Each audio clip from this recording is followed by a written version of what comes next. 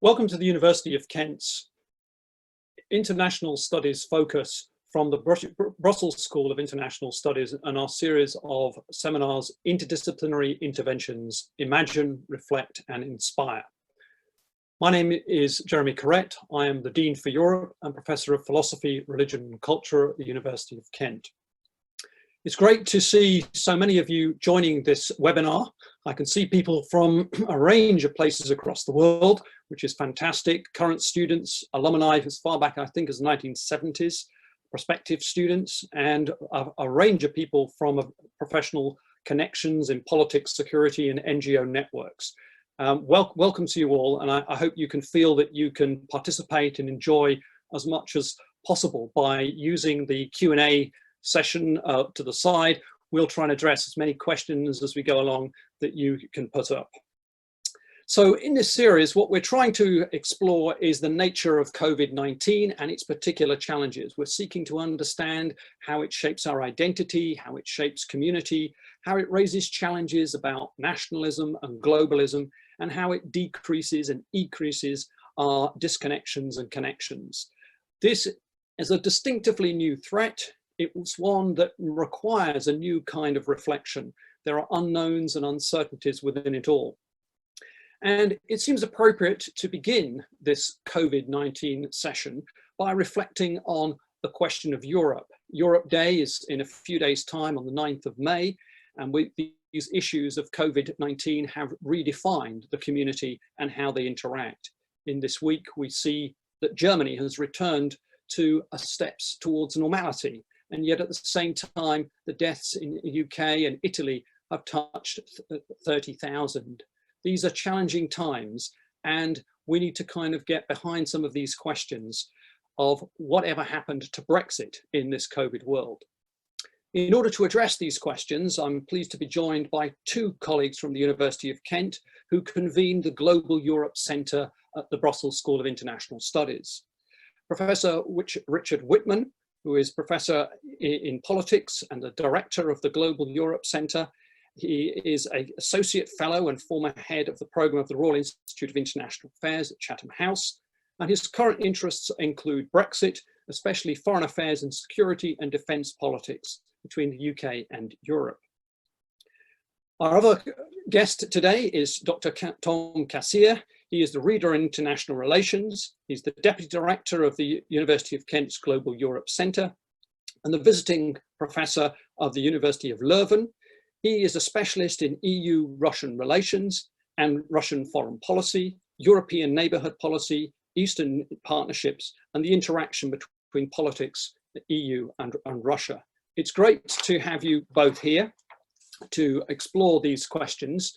And I wonder whether I can bring in, first of all, Richard, and ask you, first of all, to look at some of the questions around the COVID challenges to Europe. And I think that what we're having here is a challenge to the very identity of Europe. How do you see the particular challenge, Richard? Well, I think what we're seeing is that the established political, economic and social order clearly has gone into a process of significant transformation. And the question really is as to whether that's a longer term alteration or whether it's something which holds for the period of the pandemic. I'll leave Tom to talk about the details in terms of the EU response to all of that. But it's perhaps worth flagging up, if we look across those areas, that as far as questions of the economy are concerned, that it's put stress on the Eurozone and the response of the Eurozone, as well as the response of national governments, and in particular, how economies can survive this challenge. If we think about the political, then clearly we've seen some fissures open between member states, North and South in particular, and divisions, I think, between Eurozone and non-Eurozone member states. But also, I think, in terms of society, the broader society, then we're seeing some kind of reaction against the way in which the crisis itself has been handled and political impacts in Italy, if you look at support for European integration, for example.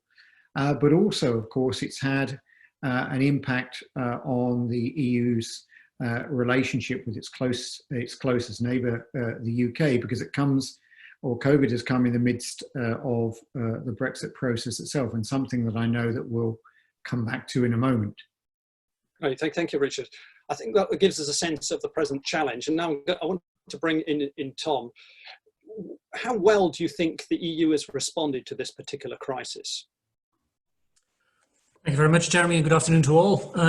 I think for sure the European Union has reacted quite late to this crisis. Though it's not the only one that reacted late. I think also most of the member states, in particular at the beginning of the crisis, reacted rather late to the crisis.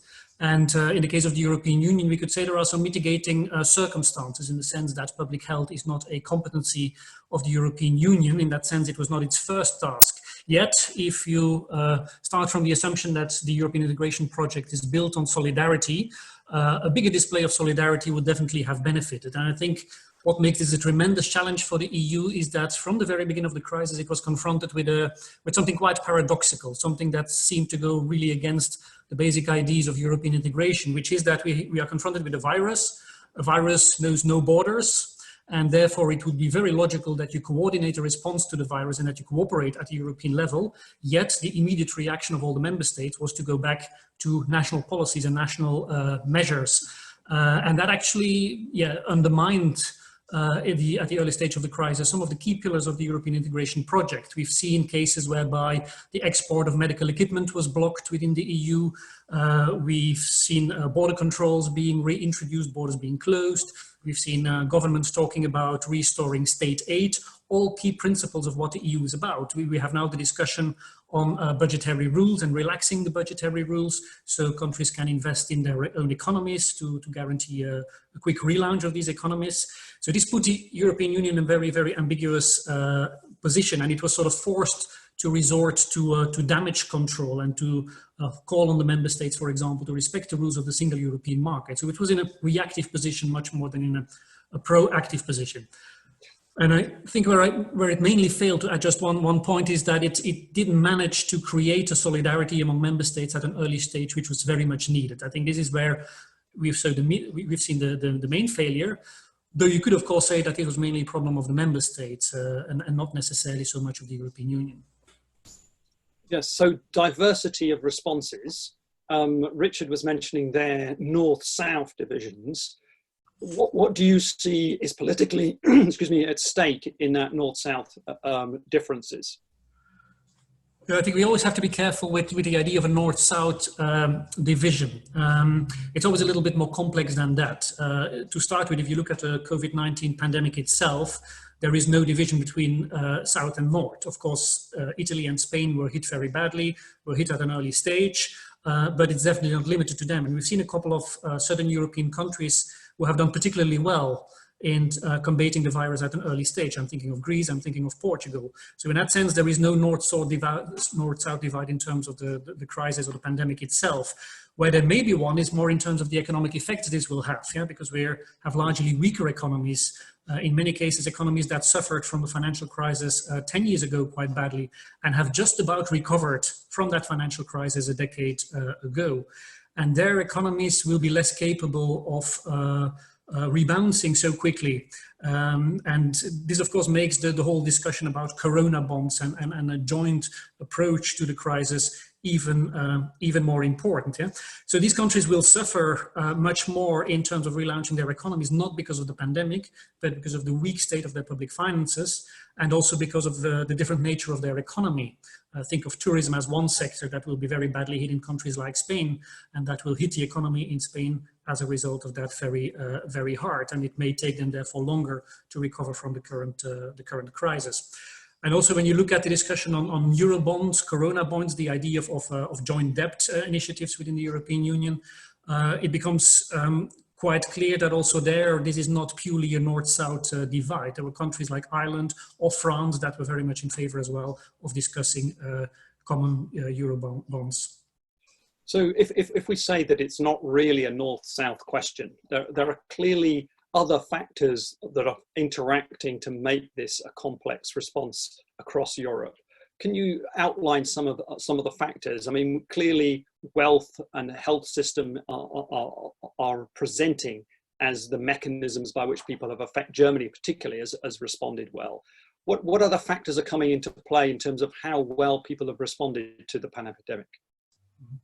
I think there's a multitude of factors. Of course, it starts from the very fact that the health systems are quite different, both in the ways they are organized as public health systems based on private insurance or not.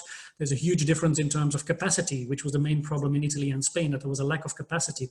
And what is interesting is that this capacity, of course, is also linked to some of the austerity measures that were linked to the sovereign debt crisis and the financial crisis 10 years ago. So countries like Spain had to cut in their public health expenses, and had to reduce the number of hospital beds, and in particular on intensive care, and therefore were hit harder by the crisis because of a lack of capacity. But then, of course, there's also the expertise and the experts that different countries in the EU have followed, where we've seen that, for example, Sweden has followed quite a different course, where we've seen that the UK followed a different course at the beginning, but then changed it, but maybe at a later stage, therefore also undergoing the impact of the crisis a lot harder. And then maybe the biggest factor is the one of European solidarity, the willingness to invest in more European cooperation and the willingness to make sacrifices in order to display solidarity with other EU member states, where some countries, thinking of the Netherlands that were very much in the picture, were quite harsh and quite direct and open about their resistance to Corona bonds to help economies in the south of Europe. So we get the sense of that diversity of factors shaping the response.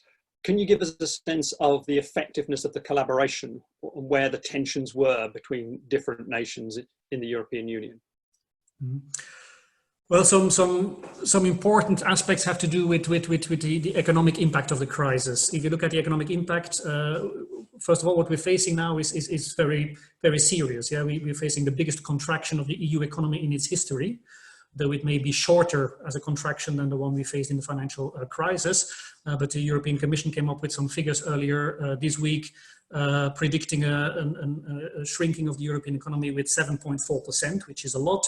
There's an expected recovery for next year, but that's of course highly uncertain because there are so many uncertainties about how this pandemic will further unfold, whether we have a new peak, whether we have a new lockdown in some countries, or whatever may happen.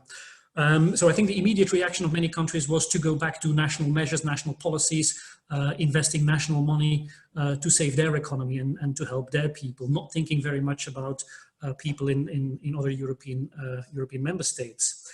So I think that has played a very important role, and what will be important for the future is that we will see, and that's probably the main challenge for the EU, we will see a recovery in the different EU member states that will be very uneven. And I think there is a tremendous challenge there for the European Union to try to put the right measures in place that would make this recovery as even as possible in all member states, so that we don't get a bigger gap, that we don't get a stronger confrontation in terms of economic preferences between different states.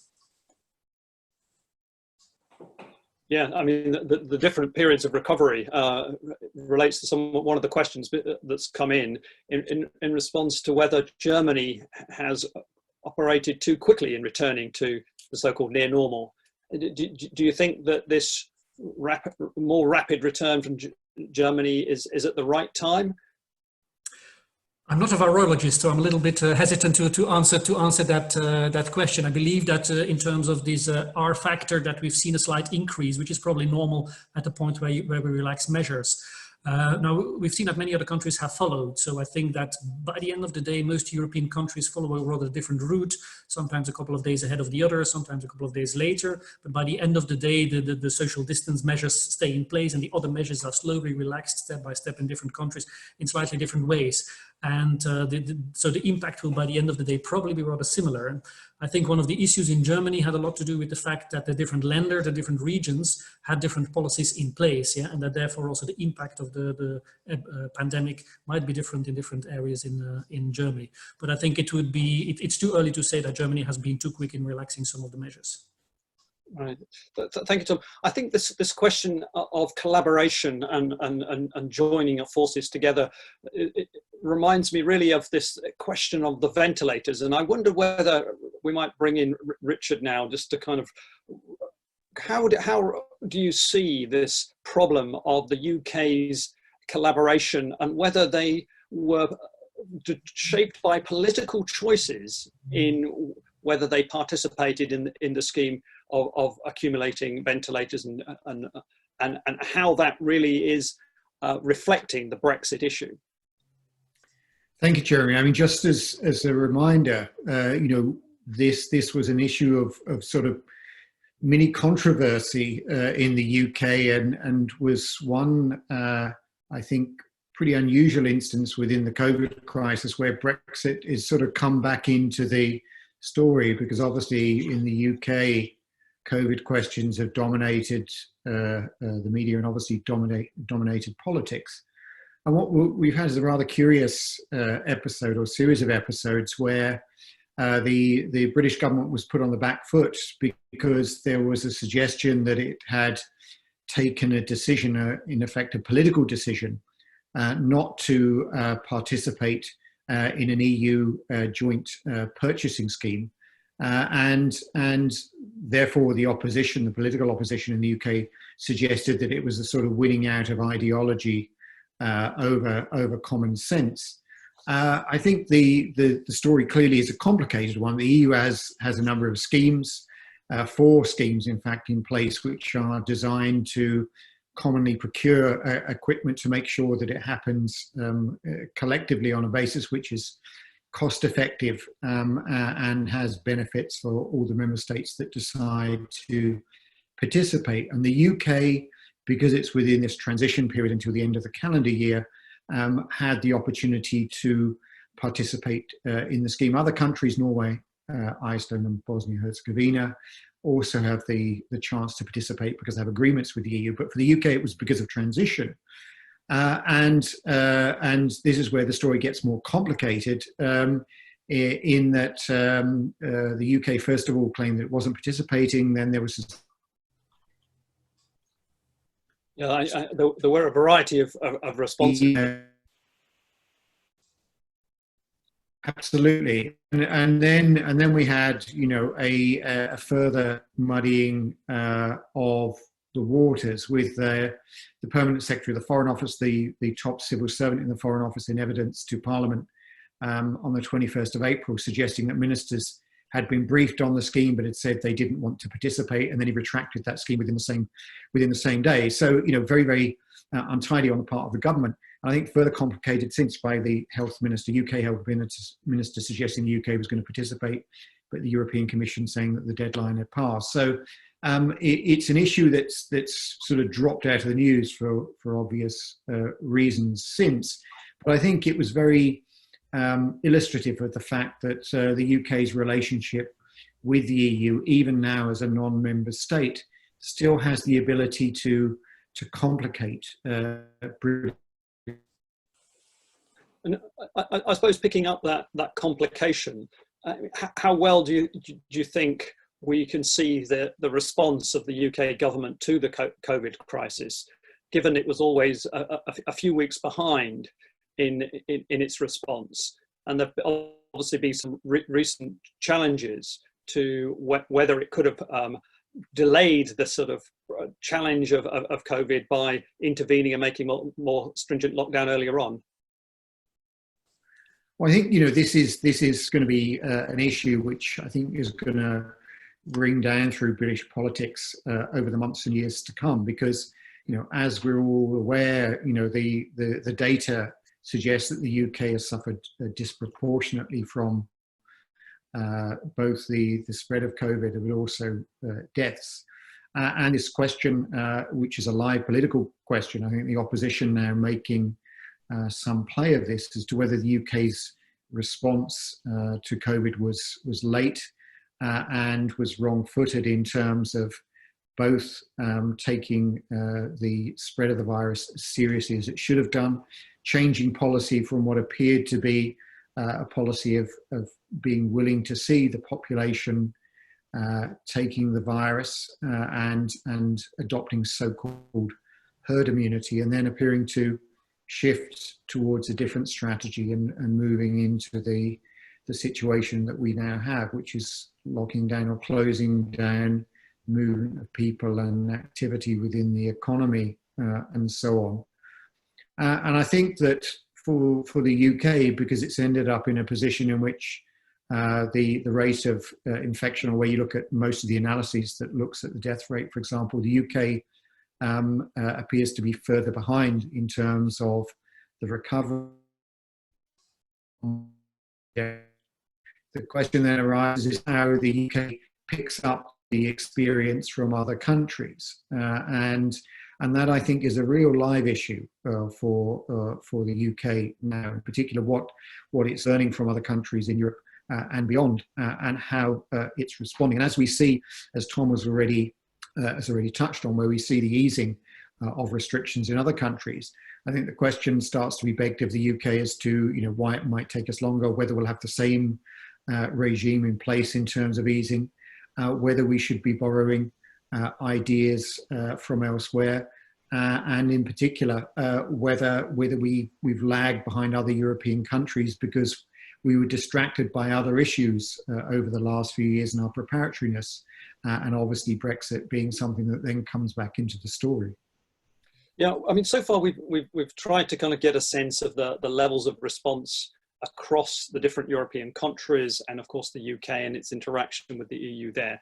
But if we come back to our central question, what happened to Brexit? Richard, could you give us a sense of where the debate has gone? It clearly disappeared in the media, but were there background issues, continuity of the question? Where did Brexit disappear to? Well, Brexit didn't disappear in the sense that Brexit happened, of course, at the end of January. But I think it was a rather muted end to the UK's membership of the EU.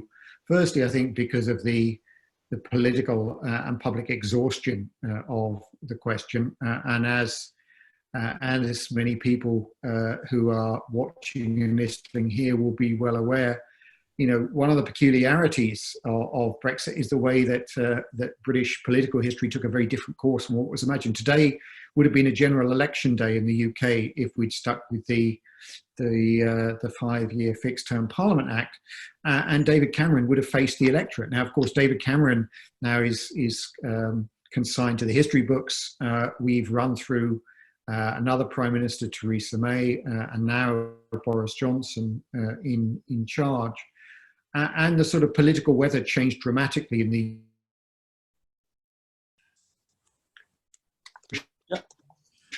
Maybe Tom, do you want to come in there? Yeah, maybe I can just add one point on this, because I think indeed politically a lot has changed in the UK, but I think also in terms of economic impact, it might be interesting to see that the UK probably ends up in a different sort of position, where the EU predicts a contraction of the economy with over 7%. The Bank of England, I believe this morning, came up with some figures that suggest we may see a recession up to 14% in the UK. Now, it may be hard to compare these figures from different sources, and we have to see to what extent they exactly refer to the same. But still, if that is confirmed, that the contraction and the recession in the UK is stronger, that would, of course, put the UK in a different bargaining position vis-à-vis the European Union. Yeah, indeed. We have a few questions that are coming. I think, one of the... Do you want to have a quick one on that, and I'll take up some of these questions? No, it'd be great to hear the questions, I think. We have a question from James Downs around the far-right parties in Europe, and the suggestion here is, do we see a resurgence of far-right parties after the COVID crisis is over? Will it affect the far-right politics in Europe? Tom, do you want to start that one? Yes, sure.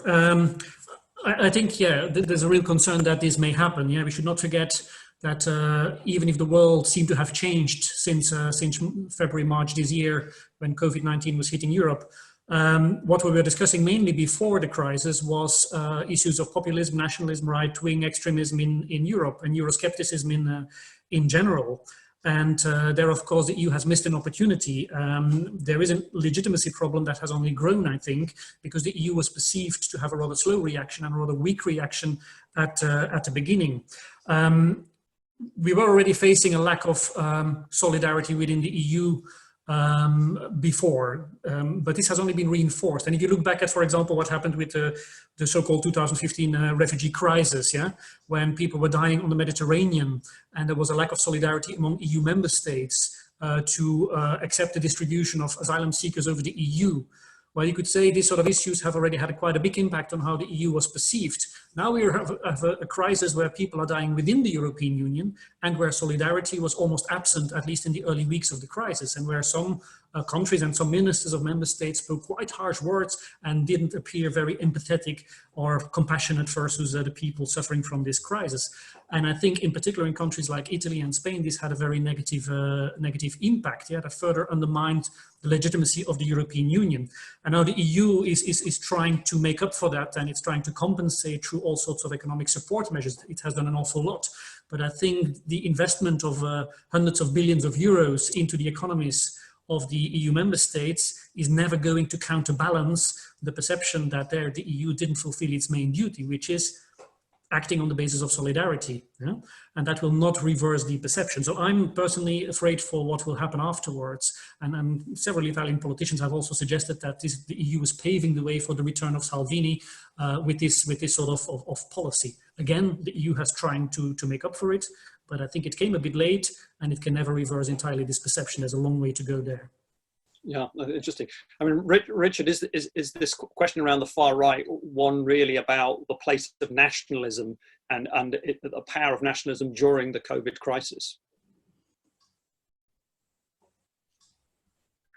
I think it is, and you know, if we pull back a little bit and think internationally, you know, clearly in the United States, you know, the US response has been one which has been intensively nationalistic, and whereas certainly in the post-Second World War period we became used to the United States, you know, being the sort of staunch multilateralist and really taking the lead on the international level in terms of governance and so on. You know, one of the really striking things about the crisis is the degree to which the top level international collaboration has been very spasmodic and certainly hasn't been led by the US.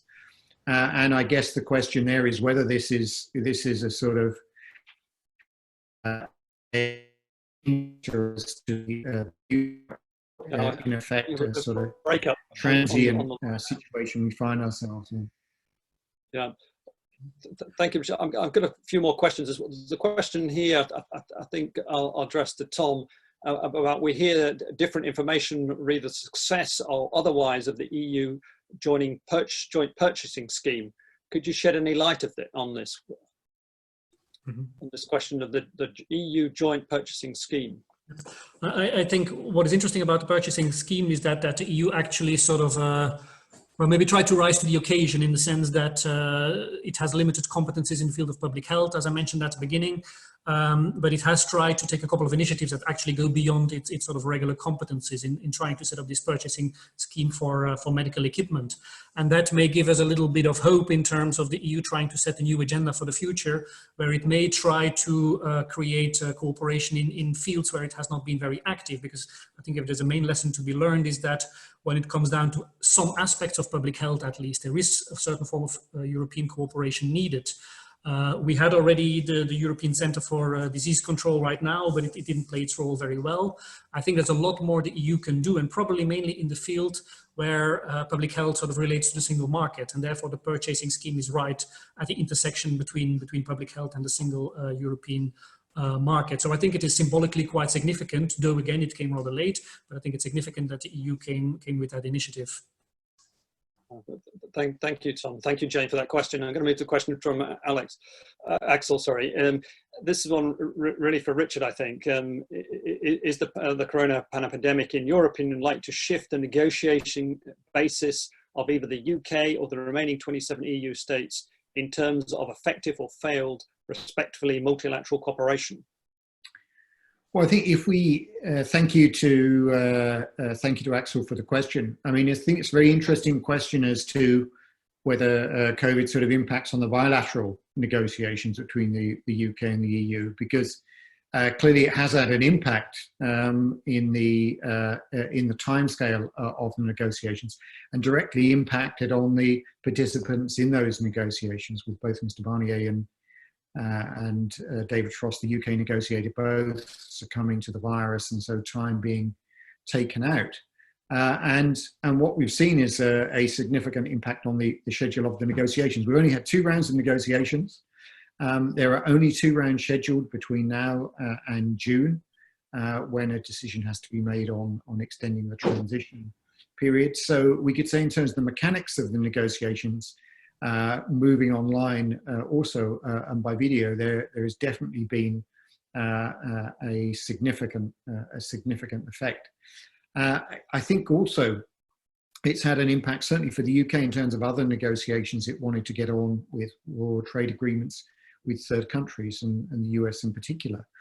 So I think there you can see the impact of the difficulty in getting people together to do those kind of complicated negotiations, which is normally the basis that you're able to get a deal done. I think, as we're all finding, working through the medium of the screen means that you lose a lot in terms of intimacy.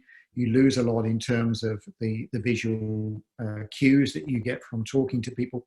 And of course, you lose quite a lot in terms of establishing and maintaining rapport with your interlocutors. So I think all of those things just make it that much more complicated for what was already a complicated and incredibly ambitious timescale for doing a negotiation between the EU and the UK. Thank you, Richard. I've got another question from Ice Sue around the question of Europeanization. Tom, do you think that the COVID responses and the national policies have distances from this idea, as the question is suggesting? Mm-hmm. It's hard to predict, and I think the coming months will be quite determining. Very often, a crisis also presents all sorts of opportunities. Opportunities for breakthroughs. We've often seen that in the history of European integration, that a very deep crisis was followed by a new step forward in European cooperation. We've seen that also with the financial crisis to a certain degree. So I think there are some opportunities for further Europeanization of different policies. And I think the European Union could play an important role, in the Commission in particular, of trying to sort of come up with a strategic agenda, or maybe even multiple strategic agendas, trying to create more European cooperation, more Europeanization in certain fields. I'm thinking of social policy. And there again, the EU came up with an interesting initiative where it set up a support scheme for temporary unemployment in member states, again, sort of moving beyond its classic competencies. That could also be in the field of tax policies, which is, of course, one of the most sensitive policies in the European Union, but at least first small steps could be taken. And then again, of course, the discussion of Eurobonds could be an important one in trying to create more cooperation.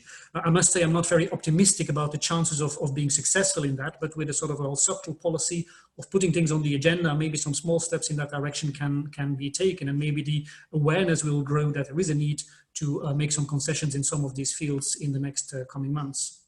But it will be a related question there that's come in from Jenny is about the Schengen Agreement, and how does the closure of the borders really affect that ideal of Europe?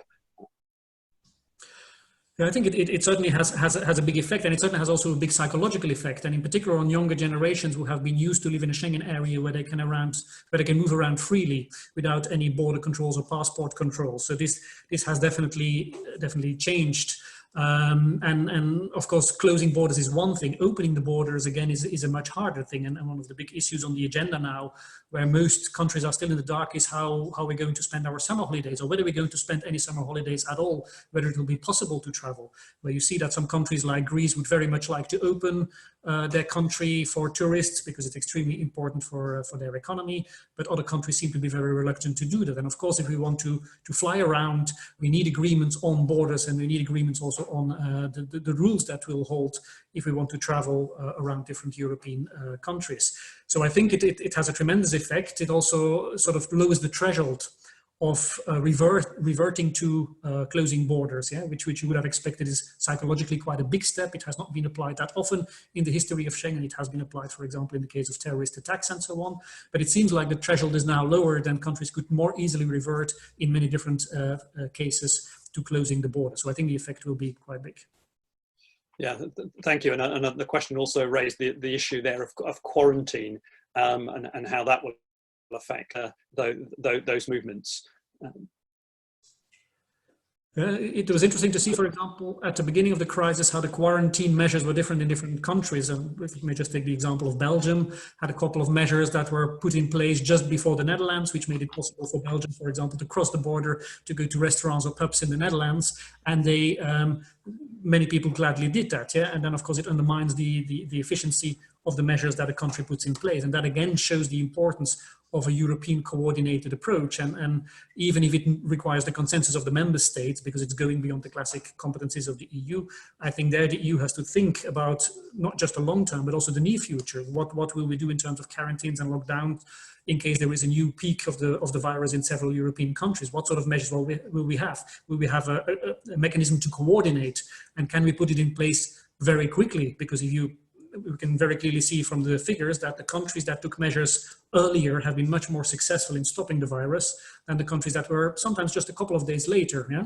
So it has to be a very efficient and very quick mechanism. It should quickly react to a new crisis. Yeah, thank you, Tom. I think we've got another question here that relates to where I wanted to take the discussion, and that's the frustration that we hear from EU trade negotiators in terms of completing the negotiations on time for the end of the year. And a question here from Sebastian is, do you think that the reduced media coverage of the Brexit negotiations gives the UK-EU more room to diverge from their publicly stated negotiating positions and therefore increase the possibility of finding mutually acceptable compromise positions? Richard, do you want to address some of those issues? Well, thank you for the question, Sebastian. I mean, I think it's a really interesting question because, you know, having had Brexit as being an absorbing issue for the press as much as it was for politicians in the UK since 2016, you know, the UK suddenly found itself in a situation in which the tap was turned off in terms of that being an ever self-generating issue for media coverage.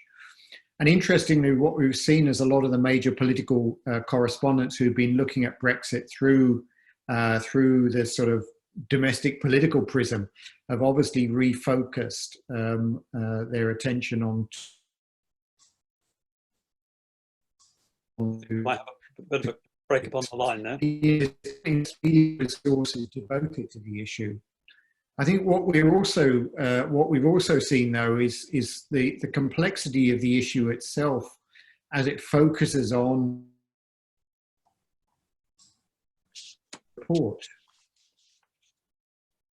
I think we've lost the line a little bit there. I'll try and bring in Tom. Mm-hmm. Yeah, maybe one point I would like to add is the question whether it will sort of reduce the flexibility on the side of EU member states, yeah, because they will all be under much more economic pressure, and that may make them more unwilling to actually make any concessions in case of the Brexit negotiations. So it's hard to predict, of course, and there we see again that different countries have different preferences, where some countries that are exporting a lot to the UK, like is the case of France, like is the case of Belgium, the Netherlands, countries in proximity of the UK, will have an interest in having a good deal, a good Brexit deal, where some other countries, maybe in the south of Europe, with their own problems and huge problems in relaunching their economies and combating unemployment and so on, may be less willing to make this sort of concession. So I don't think it will make the negotiations any easier.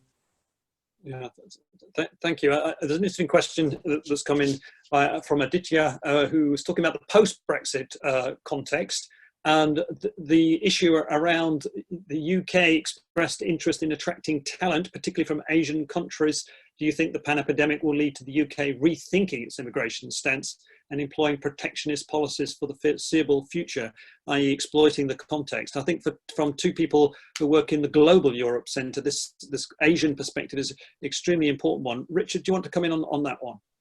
Thank you, and thank you to Aditya for the question, because, you know, one of the aspects of Brexit, of course, although it became absorbed with the kind of domestic political aspect, was always that it was about sort of repivoting for the UK in the global context, and in particular, the UK's ability to strike different trade deals with third countries, and alongside that was, of course, the ability of the UK to make a determination as to what its future national immigration policy was to be. And as we've seen that evolve in the UK, it is essentially to focus much more on skills and skills acquisition from outside of Europe, and to, these would not be my words, but the words of some politicians, to rebalance between, you know, lower skilled migration into the UK from the EU with higher skilled immigration from elsewhere. I think one of the things that the UK is discovering, particularly over some of the difficulties that come up over or through the crisis itself, is that we still need quite a lot of lower skilled labour, and that's shown by our difficulty in recruiting lower skilled labour for agricultural harvesting, and we're in that, or starting to be in the points in the year in which we need that kind of labour.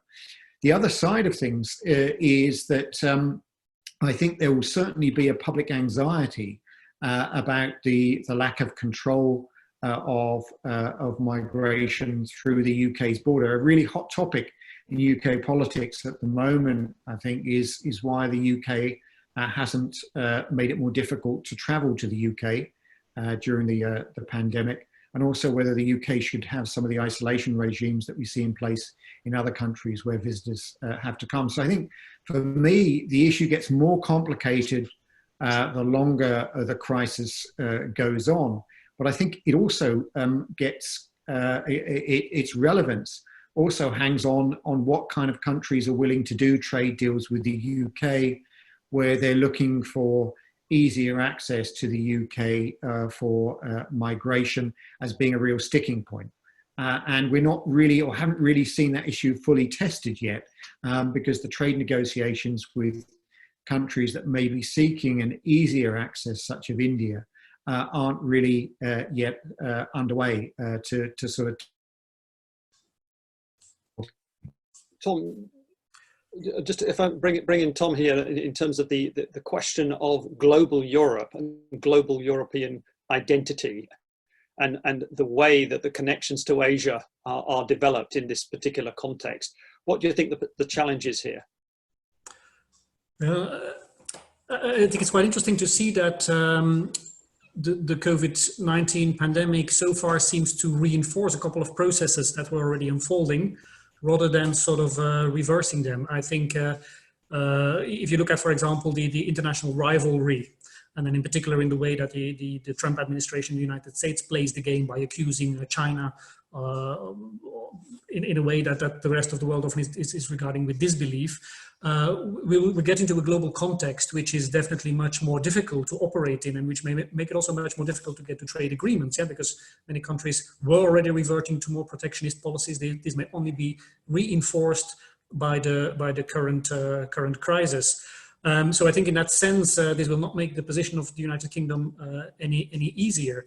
Now, it's interesting also to see the EU's reaction. So if we see a sort of further increase of rivalry between some of the greater powers of this planet, I think it's important for the EU to stay out of that process and not join this sort of this disinformation, these accusations vis-a-vis others.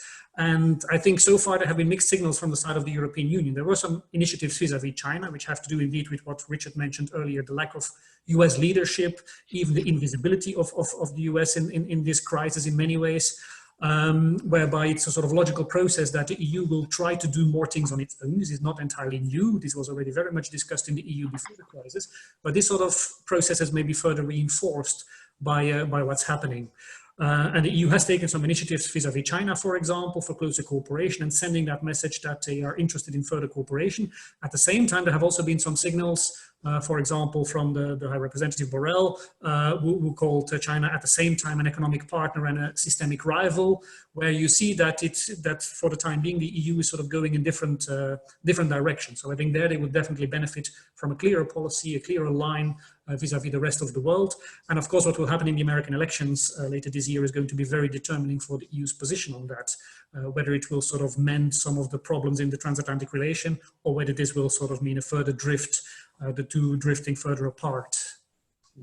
I guess that this question around Asia is one about the expediency of exploiting political context. And Axel has returned with a quick question before I get on to some of the others, just asking whether the Brexit deal is going to be different after the pan-epidemic crisis. Are the negotiating positions changing here? Richard, do you want to quickly respond to that? Yeah, I think it's unlikely that you would see a difference in terms of the outcome, because I think the most significant difference really came from the UK side with the election of Boris Johnson as Prime Minister, and essentially seeking different outcomes from the Theresa May administration. You know, we had essentially the same political declaration agreed between the two sides as had been drafted under Theresa May's government.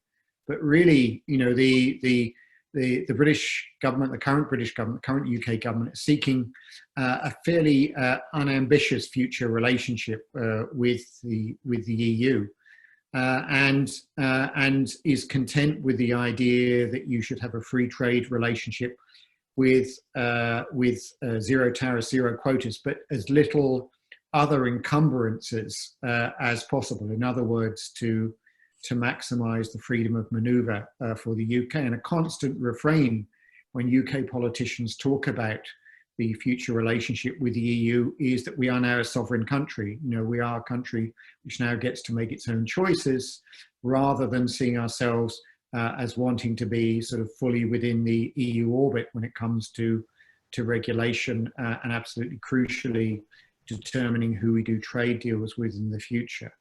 And therefore, for that reason, I don't really see more ambition in an important area where I think both sides are going to want to look more closely is in the kind of internal security aspect of their relationship, particularly when it comes to issues around public health, and that is a core concern for states, which inevitably will be a really pressing issue after this pandemic. You know, there's not much solace to take from the fact that it will be a high salience political issue, and one in which regional and international collaboration will further collaboration will be sought. But I think that's one area where obviously you would expect the EU and the UK to try and be more ambitious, I think, than is currently the case. So that we have continuity of the political agenda. Is the time frame still realistic? I think the time frame is unrealistic, frankly, to do a deal. But the complexity is added to by this decision that has to be made in June about extending the transition period beyond the end of this year. And all the British government statements so far have been very, very uncompromising on this, and no indication that the British government wants to seek an extension. And I would say even going further than that, I mean, there have been some voices in the Conservative Party which has suggested that because trade is so badly hit by COVID, that maybe the sort of Brexit effect of not doing a deal will be less visible than would have been the case otherwise. To me, I mean, that is quite an extraordinary thing to say, frankly. But I think it's also reflective of the way that Brexit has put very deep roots into the political culture of the UK and the thinking of members of the Conservative Party. But I'm rather pessimistic, I must say. Yeah, I see that the EU negotiators have talked about the UK being in fantasy land. And on the note of fantasy land, I have a question here from Laura that is addressed to you both. That if you had a magical wand and were suddenly able to enact any one policy change in relation to the EU, COVID and the Brexit situation, what would that be? So enter into a bit of fantasy land here. What's your magic wand policy in the present context? Tom, do you want to come in? I think I would have multiple things that the EU could do and changes of policies. Let me maybe take the freedom to mention sort of two things. I think there has been a suggestion by some to have a sort of Marshall Plan, yeah, which of course is not easy in the current context with the COVID crisis coinciding with Brexit, coinciding with disagreement on the future budget of the European Union. But the idea of massive investments in the European economy will be quite necessary. And I think a policy that comes in there, as my second point, that would be quite useful, is the one that has to do with Eurobonds, which is the very controversial issue, where in particular the Netherlands and Germany are very resistant to the idea of having common Eurobonds or Corona bonds, in which basically the countries that are hit hardest by the crisis need a lot of money for their economies to be relaunched, can go on the international financial markets and can borrow money there at much more beneficial interest rates. Yeah? And I think even if the chances that this will be accepted are maybe not all that big, I think this is in the interest by the end of the entire European Union, not just of those countries, yeah? Because we have seen that some of those countries have been facing debt problems already for many years, do not manage to make their economies very competitive, have problems to make their economies grow, and being able to borrow money in international financial markets at lower interest rates may actually help that. It may moreover also help to make the Eurozone converge better, because it has been argued by many analysts that one of the structural problems of the Eurozone is that it was built on the expectation that once the Euro was introduced, this would lead to a convergence of economies in the Eurozone. And this has not really happened. We actually see quite a big gap between the economies of Germany, for example, as an industrialized country, strongly export-oriented, quite wealthy, much more means at its disposal, but also, according to many analysts, benefiting very much from the existence of the euro. Yeah? While the countries that are poorer, that are often still more relying on agriculture than on industry, have benefited much less from the euro. And therefore, Eurobonds could be a small step, even if they're only temporary for the current crisis. They could be a first step towards creating a better convergence in the Eurozone. So this would be my number one policy change in Fantasyland. Right, so thank you, Tom. Eurobonds. Richard, anything you want to kind of use your magic wand to change here? Well, I think, one of the things that I think is a bit of a tragedy in the way the of mistrust, one that couldn't even be sort of broken down by the context we find ourselves in. And in particular, the need on the part of UK politicians to maintain the line that it is bad for the UK to work with the EU and try and sort of watch their back when it comes to the EU. I mean, I think it's a great opportunity to reset the relationship, to have a very different tone in the negotiations. If I may say so, have a more grown-up conversation about, what can be achieved. Yeah, that may be a rather sort of modest ask, but I think seems to be politically too big an ask at the moment. Yeah, I wonder whether I could just now we've got about 5 minutes remaining, and I'll just pick up a couple of questions together here, one from Michael and the other one from Sheila, in terms of whether the situation of COVID is increasing a hard Brexit, and the other one really about whether the situation is going to change the views of the electorate in the UK and attitudes to Europe. Richard, do you want to quickly pick that up? Yes, maybe, if I may, thank you. Because I can see the questions popping up, and it's very pleasing to get more and more. So thank you for all of those that are coming in. I think it's worth noting a couple of things in the UK that YouGov polled the public recently to ask them whether they'd be willing to see an extension to the transition period, and there was a significant majority in favour of seeing the transition period extended. So you may well see that public is in a different place from politicians at the moment, which I think is interesting. And that may then provide cover for the government if it did want to change its mind on seeking to extend the transition period. And there's another piece of recent news that may also illustrate that the government may not have that much choice, because even if a trade deal is done between the EU and the UK, it introduces more friction in the trading relationship. And we were going to require a new army of customs facilitation agents. and the government has suggested up to 50,000 people trained for this purpose. And clearly that's been massively held up by COVID. You know, the ability to train and to take people on for these new roles. So even if you wanted to have the best scenario, which is doing a trade deal, doing a deal where you introduce the new, if you like, paperwork associated with that deal, it would be very, very difficult to facilitate that with the situation that we currently have. So all of that perhaps provides sufficient cover for the government to do something different from what it's saying publicly. But at the same time, you know, this is a government that was elected on a very clear platform, and some would argue that the Conservative Party has been held together, or the current Conservative Party is held together by the Brexit policy that Johnson has pursued, which is to be tough and hard, shall we say, on the relationship with the EU. So that would be grounds for being pessimistic, I think. Yeah, I think we had a similar question there from Carolina, and I hope that sort of addressed some of those issues. We're running out of time, but I'm going to wrap up a few questions for part of our Global Europe Centre in Brussels. There are questions coming in here about whether this is going to change the relationship to sub-Saharan Africa and the wider relationship to China.